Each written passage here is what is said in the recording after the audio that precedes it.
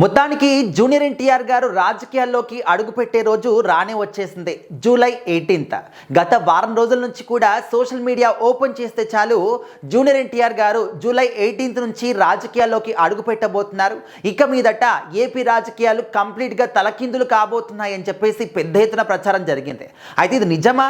నిజంగా జూనియర్ ఎన్టీఆర్ గారు రాజకీయాల్లోకి అడుగు పెడుతున్నారా? అది కూడా జూలై 18th అంటే రేపటి నుంచేనా అనేది ఎవరు కూడా అర్థం కాని పరిస్థితి. అయితే పెద్ద ఎత్తున ఎందుకు ప్రచారం జరుగుతుంది అంటే జూనియర్ ఎన్టీఆర్ గారి పైన కొంతమంది నెగిటివ్గా ప్రచారం చేయడానికి, ఆయన పేరుని పాడు చేయడానికి, ఆయన యొక్క కెరీర్ని కొలాప్స్ చేయడానికి ఈ విధంగా ట్రై చేస్తున్నారు అని చెప్పేసి కొంతమంది అభిమానులు, అదేవిధంగా అభిమాన సంఘాల యొక్క కన్వీనర్లు కూడా మాట్లాడుతూ ఉన్నారు. ఎందుకంటే జూనియర్ ఎన్టీఆర్ గారు రాజకీయాల్లోకి రావాలి అనుకుంటే ఆయన డైరెక్ట్గా చెప్తాడు, ఎలాంటి ప్రాబ్లం కూడా ఉండదు.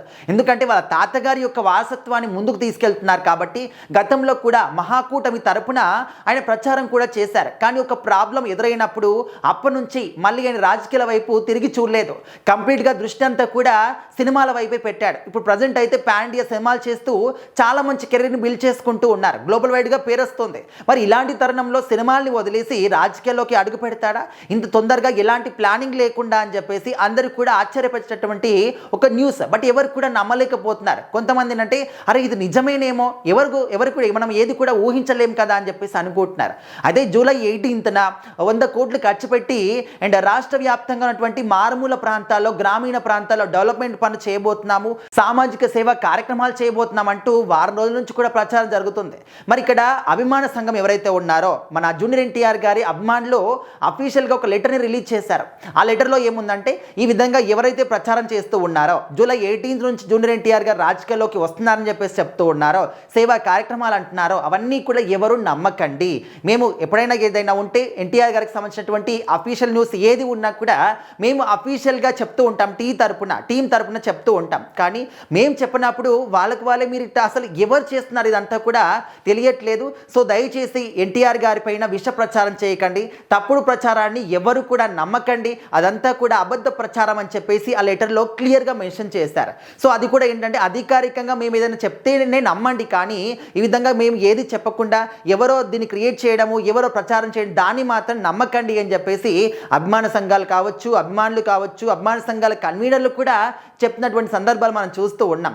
ఒకవేళ నిజంగా ఎన్టీఆర్ గారు రాజకీయాల్లోకి రావాలి అనుకుంటే ఆయన హుందాగా వస్తారు. ఆయనకు వే ఖచ్చితంగా ఉంది. ఎందుకంటే ఇప్పటికి కూడా టీడీపీ పార్టీలో సీనియర్ నాయకులందరూ కూడా ఎన్టీఆర్ గారు ఇక్కడ పార్టీలోకి రావాలి, స్ట్రాంగ్గా క్యాడర్ని బిల్డ్ చేయాలి అని చెప్పేసి, సీఎం కుర్చీలో కూర్చోవాలి అని చెప్పేసి, మేము కూర్చోబెడతామని చెప్పేసి వాళ్ళు స్ట్రాంగ్గా చెప్తున్నారు. ఎప్పటి నుంచో కూడా చెప్తూ ఉన్నారు. కానీ ఎన్టీఆర్ గారు తన ఫోకస్ అంతా కూడా ఇటు సినిమాల పైన ఉంది. ప్యాషన్ని వదులుకొని మనసు చంపుకొని మరి రాజకీయాల్లోకి ఎందుకు వెళ్ళాలి? సో అనుభవం కూడా లేదు. సో దయచేసి ఈ విధంగా ఎవరు కూడా ఎన్టీఆర్ గారి పైన తప్పుడు ప్రచారం మాత్రం చేయకండి.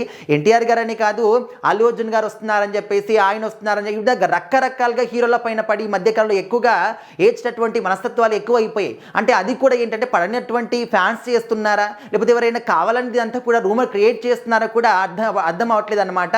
సో ప్రజెంట్ పోలీసులు కూడా దీనిపైన దర్యాప్తు చేస్తూ ఉన్నారు. అసలు ఇదంతా కూడా ఎక్కడ స్టార్ట్ అయింది, ఎవరు దీన్ని స్టార్ట్ చేశారని తెలుసుకున్న తర్వాత వాళ్ళపైన మాత్రం కఠినంగా చర్యలు తీసుకుంటామని చెప్పేసి చెప్తూ ఉన్నారు. సో దయచేసి ఎవ్వరు కూడా ఇలాంటి విష ప్రచారాలని, తప్పుడు ప్రచారాలని చేయకండి. చేసిన వాళ్ళకి కూడా నమ్మకుండా ఉంటే బాగుంటుంది.